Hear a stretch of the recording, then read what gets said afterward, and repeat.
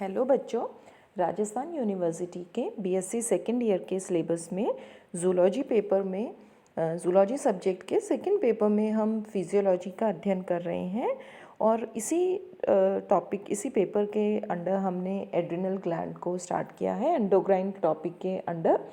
तो adrenal gland के structure और हॉर्मोन्स हम पढ़ चुके हैं। आज के टॉपिक में हम एड्रिनल ग्लैंड के डिसऑर्डर्स का अध्ययन करेंगे।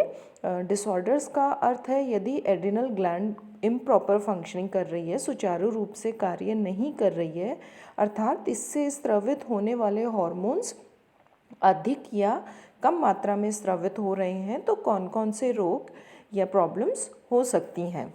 पहले हम एक बार रिवाइज कर लें कि एड्रिनल ग्लैंड से कौन कौन से हार्मोन स्रावित होते हैं।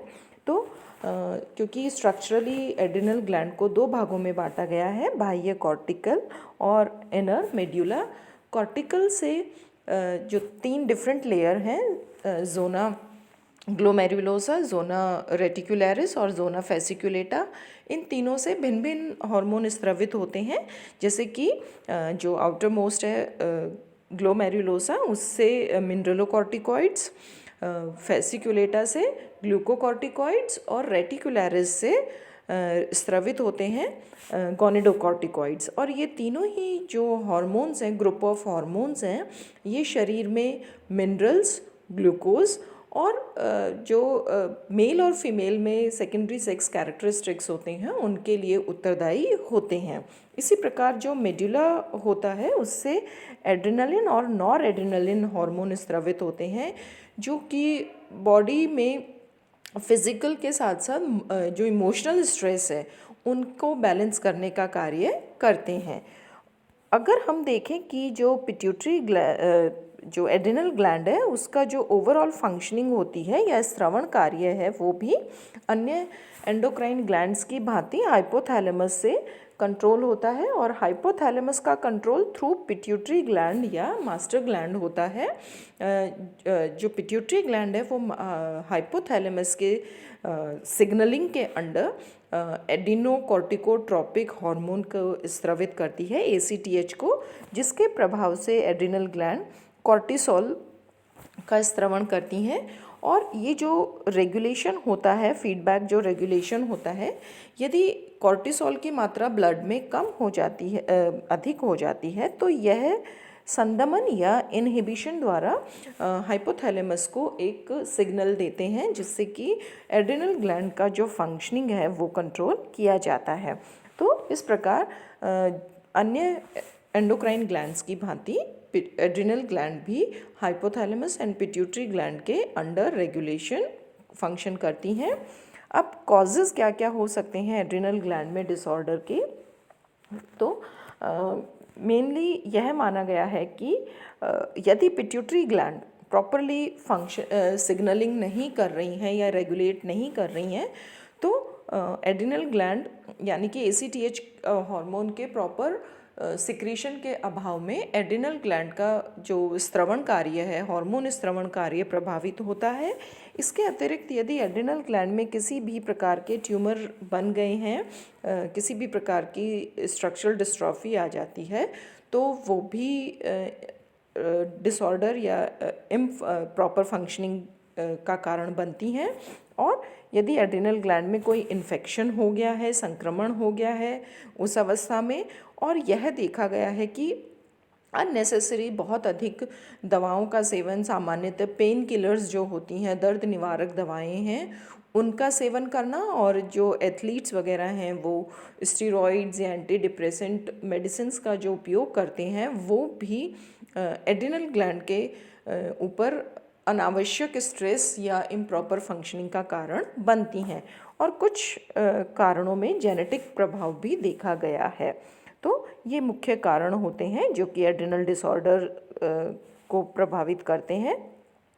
अब सिम्टम्स क्या क्या होंगे, जो बहुत कॉमन सिम्टम्स हैं एड्रिनल ग्लैंड डिसऑर्डर के, कि हमेशा थके थके रहना, डिजीनेस, उबासियाँ लेना, उदास से बैठे रहना, बहुत जल्दी थक जाना, पसीने अधिक मात्रा में आना, जी मिचलाना, और अधिक भोजन में नमक की मात्रा अधिक डालकर लेना, ब्लड शुगर का लो रहना, जिससे कि ब्लड प्रेशर प्रभावित होता है, वो भी लो रहेगा।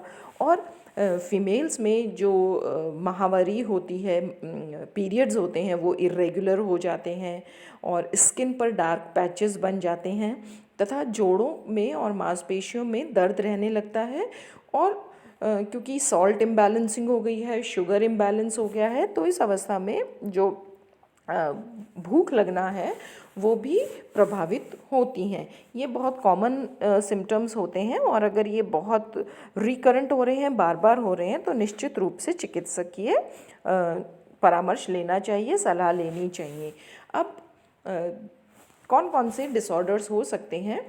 तो यदि हार्मोन्स जो हैं आवश्यकता से कम मात्रा में स्रावित हो रहे हैं, इस अवस्था को हम हाइपोसिक्रीशन कहेंगे। और हाइपोसिक्रीशन, एड्रिनल हाइपोसिक्रीशन का जो होने वाली जो बीमारी होती है या डिसऑर्डर, उसे एडिसन्स डिजीज़ कहा जाता है। एडिसन डिजीज़ मुख्य रूप से एल्डोस्टेरोन हार्मोन या कॉर्टिसोल हार्मोन की कम मात्रा में स्रवण के कारण होता है।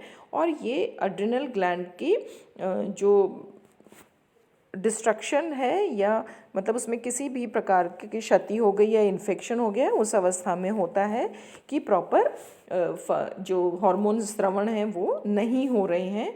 और जो मुख्य लक्षण हैं एडिसन डिजीज़ के, इस चार्ट द्वारा आप देख सकते हैं कि सामान्यतः फीवर आना, डायरिया रहना, वॉमिट होना, अपच रहना और लो ब्लड प्रेशर रहना, वेट लॉस होते जाना, स्किन पर पैचेस बन जाना यानी कि चकत्ते बन जाना गहरे, और विटिलागो या फिर जो वाइट स्पॉट्स हैं, सफ़ेद धब्बे हैं, उनका स्किन पर बन जाना, ये सब पिगमेंटेशन का बहुत अधिक हो जाना या लॉस ऑफ पिगमेंटेशन या है मिनरल्स बैलेंस इम्बैलेंसिंग के कारण होते हैं। तो एडिसन डिजीज़ में ये इस प्रकार के सिम्टम्स हमें दिखाई देते हैं।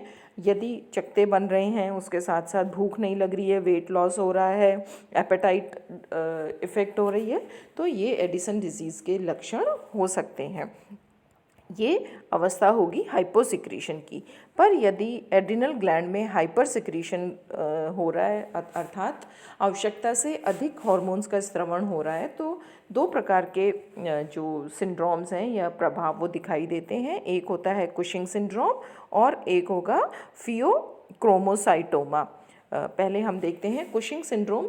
कुशिंग सिंड्रोम मुख्य रूप से कॉर्टिसोल हार्मोन्स का आवश्यकता से अधिक हार्मोन का स्रवण करना, और ये होगा या तो ग्लैंड में हाइपरट्रॉफी हो जाना, उसकी साइज़ में बड़ा हो जाना, या ट्यूमर्स का निर्माण हो जाना, कुछ कोशिकाओं का अनियंत्रित रूप से वृद्धि कर जाना।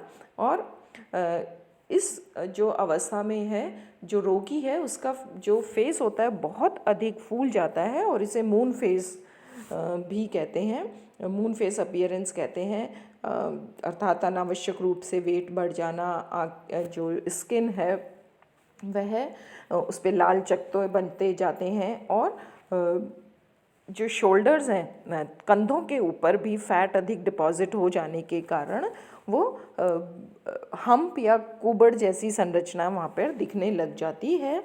साथ ही साथ फीमेल्स में अनावश्यक अधिक बालों की वृद्धि हो जाती है। मेल्स में जो बहुत कॉमन देखा गया है कुशिंग सिंड्रोम का प्रभाव, कि उनमें जो लैंगिक क्षमता होती है उसमें या प्रवृत्ति होती है उसमें बहुत कमी आ जाती है। इस प्रकार से ये जो कॉमन सिम्टम्स हैं ये कुशिंग सिंड्रोम के होते हैं, और ये माना गया है कि कुशिंग सिंड्रोम हाइपरप्लेसिया या ट्यूमर के साथ साथ बहुत अधिक मात्रा में स्टेरॉइड्स का सेवन करने पर भी होते हैं। इसलिए हमेशा सलाह दी जाती है कि आप पेन किलर्स भी ले रहे हैं या किसी भी प्रकार का वज़न बढ़ाने वाले प्रोटीन शेक वगैरह लेते हैं, वो हमेशा चिकित्सकीय परामर्श के द्वारा ही लेने चाहिए।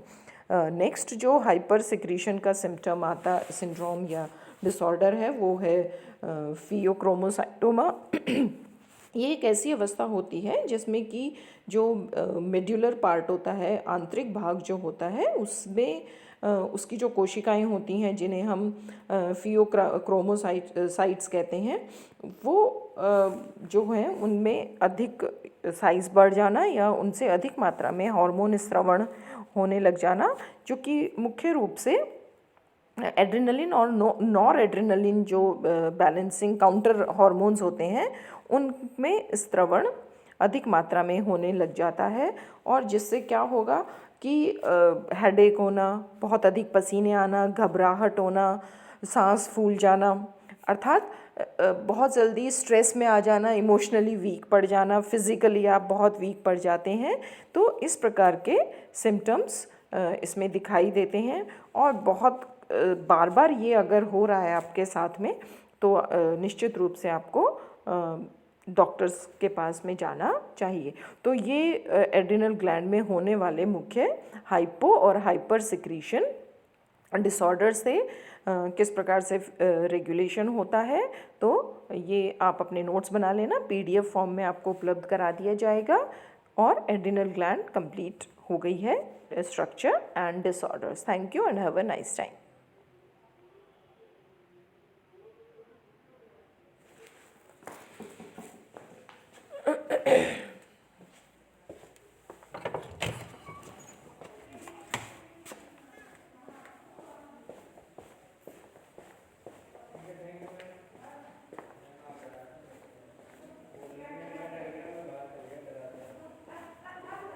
ठीक है मैम।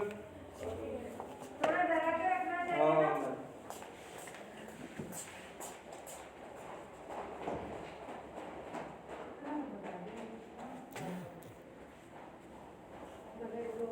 हो गया आपका? हाँ हाँ तो अब हम जाने की चेष्टा कर सकते हैं। हैं? चाय पी लो। हम जाने की चेष्टा चाय पी के करें। चाय पी के जाना, मैं इसीलिए भागी भागी आई और लाइट आ गई और मेरा डिस्टर्ब होने लग गया।